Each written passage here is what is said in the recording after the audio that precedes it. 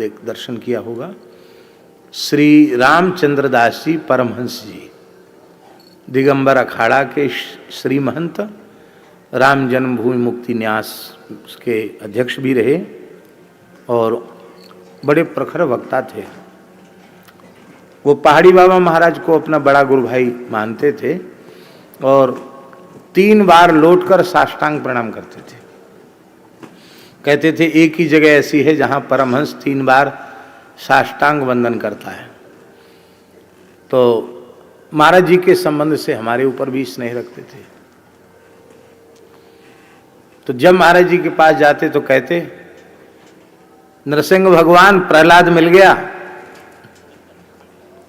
महाराज जी को कहते नरसिंह भगवान, हमारे लिए कहते नरसिंह भगवान को प्रहलाद मिल गया। महाराज जी मुस्कुरा जाते। अब कहते थे महाराज जी पहाड़ी बाबा, साधुओं से कहते थे, मेरी टोका टाकी 1 साल सहन कर ले तो टकसाल के संबंध में कैसे उठना बैठना चाहिए, कैसे पाना चाहिए, जलपात्र कहाँ रखना चाहिए, कैसे हाथ धोना चाहिए, कैसे आचमन कैसे खुला करना चाहिए, यदि 1 वर्ष मेरी टोका टाकी सहन कोई कर ले तो पूरे षड्भेश में पूरी धरती पर घूम करावे, रहनी के बारे में कोई उंगली नहीं उठा सकता। ऐसे थे महात्मा थे। पूज्य गुरुदेव भक्तमाली जी का भक्तमाल से संबंध कैसे हुआ, ये भी एक विषय है। महाराज जी तो काशी पढ़ते थे और काशी अध्ययन संपन्न होने के अनंतर वैराग्य हुआ तो विंध्याचल आए। 8-9 महीने विंध्याचल रहे। विंध्याचल से चित्रकूट आए, चित्रकूट में रहे। चित्रकूट 7-8 महीने चित्रकूट रहे। चित्रकूट से ओरछा आए और फिर ब्रज में आ गए। ब्रज में गोवर्धन में महंत श्री रामचरण दास जी महाराज सरपंच बाबा के नाम से, जो हनुमानगढ़ी के महापुरुष प्रसिद्ध थे, उनका दर्शन करने निर्वाणी अखाड़े में गए। तो प्रथम दर्शन था गुरु महाराज का और प्रथम दर्शन में ही महाराज जी ने संपूर्ण समर्पण कर दिया और प्रथम दर्शन में ही गुरु जी ने अपनी संपूर्ण कृपा कर दी। नहीं तो सरपंच बाबा का नियम था 8-8, 10-10 वर्ष तक सेवा लेने के बाद भी दीक्षा नहीं देते थे। और दीक्षा देते तो सालिग्राम जी तुलसी हाथ में लेकर शपथ लिवाते कि मरते मर जाना पर घर से संबंध नहीं रखना, घर नहीं जाना। वो दुनिया भर की प्रतिज्ञा कराते थे। महाराज जी से कुछ नहीं कराया, कुछ नहीं। दूसरे दिन दीक्षा दे दी। बोले हम तो तुमको बहुत दिनों से खोज रहे थे, अच्छा हुआ आ गए। कहा कुछ नहीं ब्रह्मचारी, अब कुछ पूछना नहीं है, कुछ जानना नहीं है। बनारस से आए हो, क्या पढ़ के आए हो? महाराज जी बोले शास्त्री। बोले अच्छा आज से तुमको शास्त्री जी कहेंगे।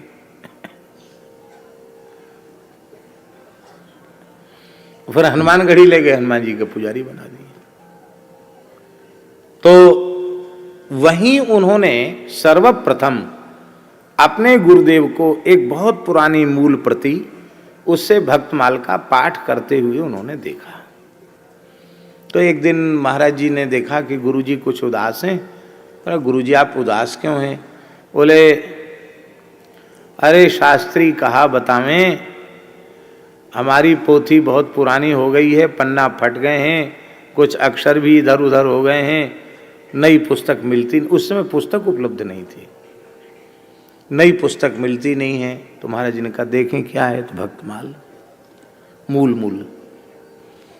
तब महाराज जी ने सबसे पहले हनुमानगढ़ी से भक्तमाल को सबसे पहले संपादन करके मूल प्रति गुरु महाराज के पाठ के लिए छपवाई और उसमें और भी साधुओं को लाभ मिल गया जिसको चाहिए हो।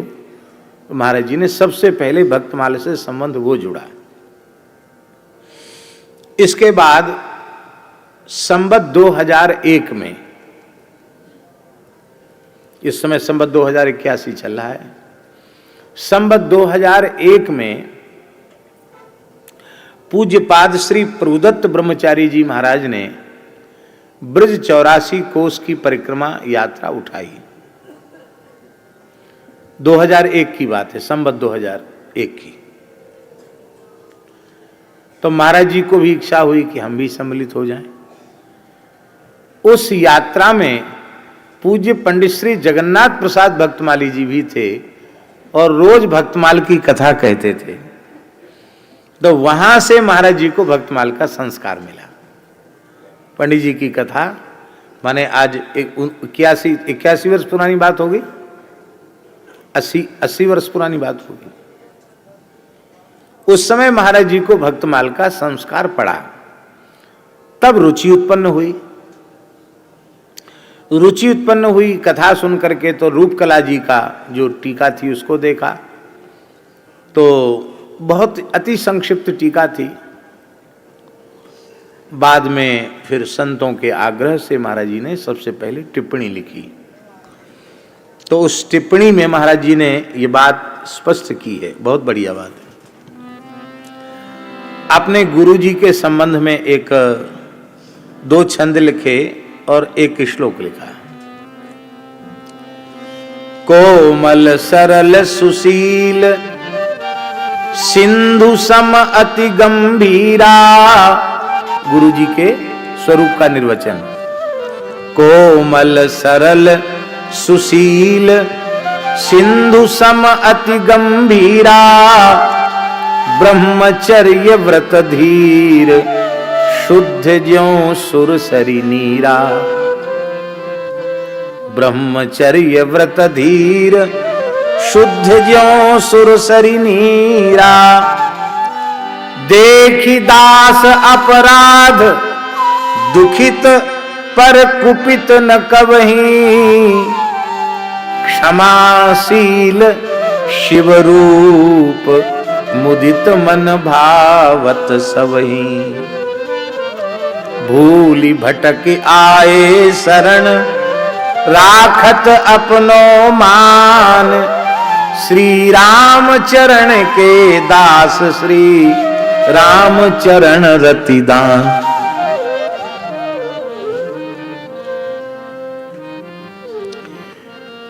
7 फीट का शरीर था,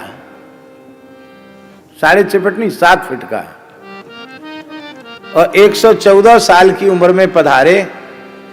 उस समय उनके शरीर का भार 2.25 क्विंटल था।